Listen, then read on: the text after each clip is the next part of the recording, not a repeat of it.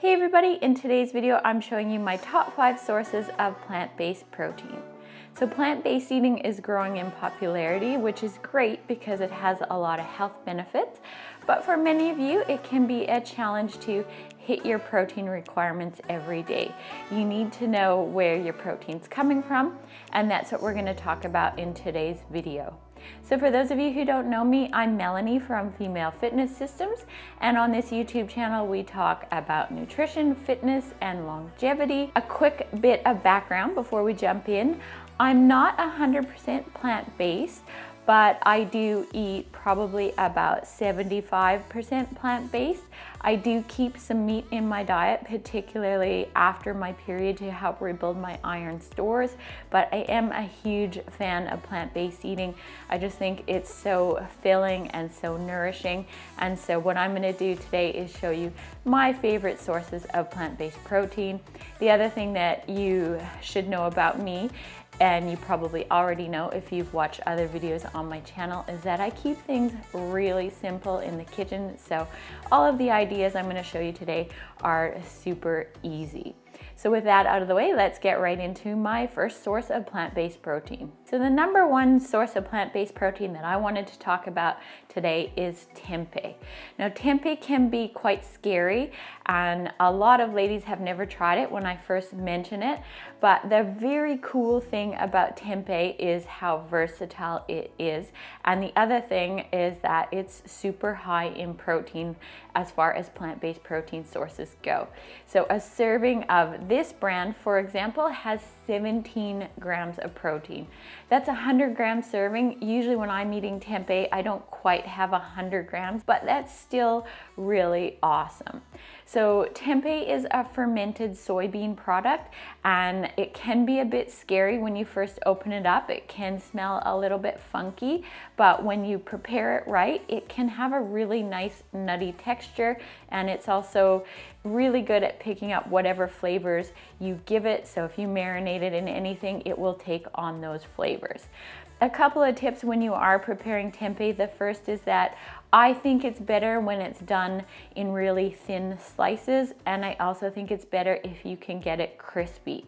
So I slice mine really thinly. I usually marinate it in some tamari sauce and a bit of garlic powder.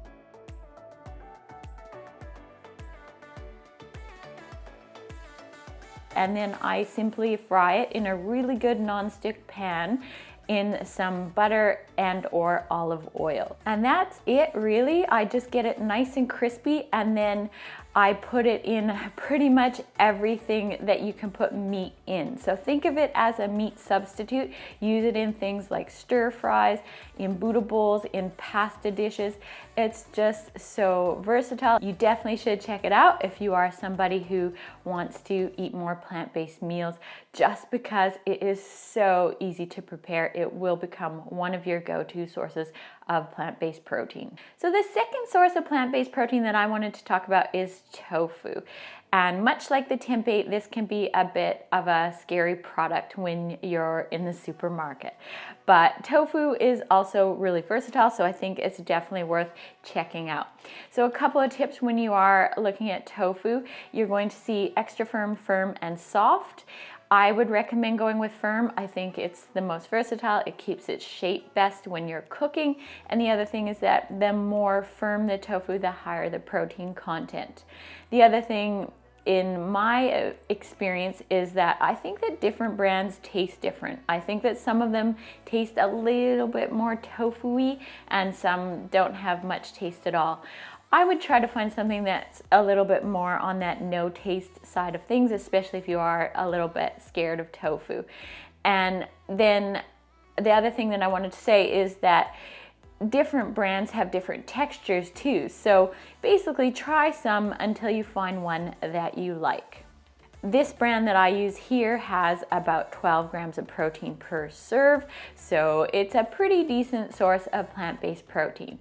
And when it comes to preparing it, I do it in two ways. The easiest way is to slice it up really thinly, much like the tempeh. I think it's better when it's done thinner rather than in big chunks. That's just my opinion. There's lots of recipes that show you chunky tofu, but I like it thinner.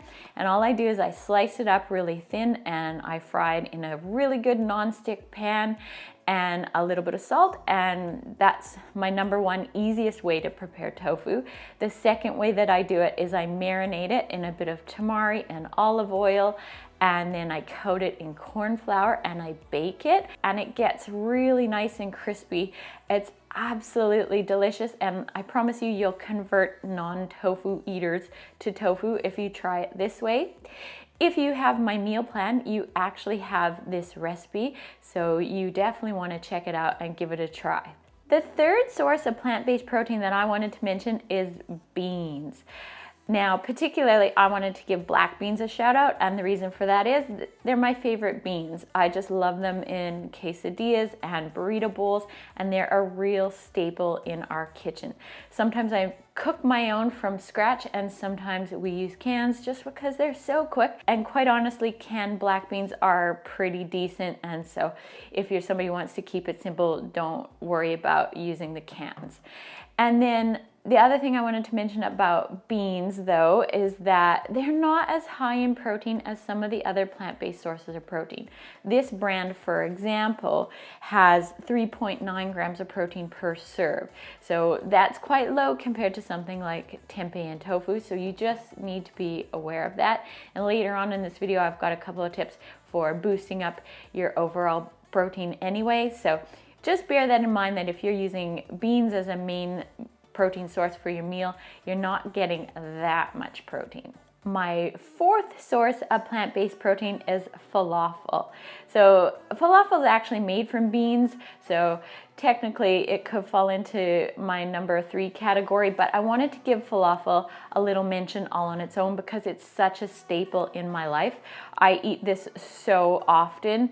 You could make falafel yourself if you're somebody who's really ambitious in the kitchen, but if you're lucky enough to find a good mix, then things get really easy.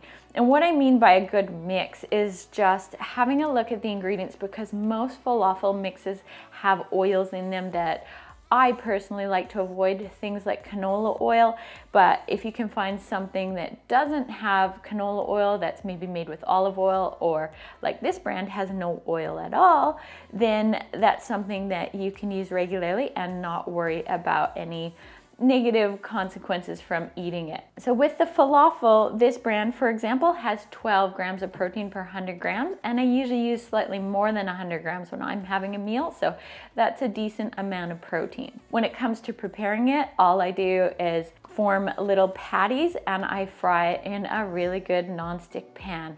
Very easy, and then I make burrito bowls with it, so a little bit of rice, tons of veggies, some falafel, and usually a bit of avocado. And that is a meal that we have so regularly here in our house. So definitely something worth checking out if you like very easy meals. And then the fifth source of plant-based protein that I wanted to mention is actually protein powder.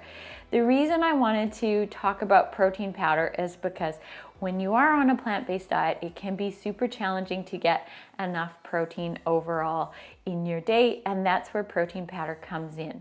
Most plant-based proteins give you about 25 grams of protein per serving, which is the equivalent of a chicken breast. So if you're somebody who relies on something like beans, for example, which aren't super high in protein, then adding in a plant-based protein powder will help you hit your overall protein requirements for the day.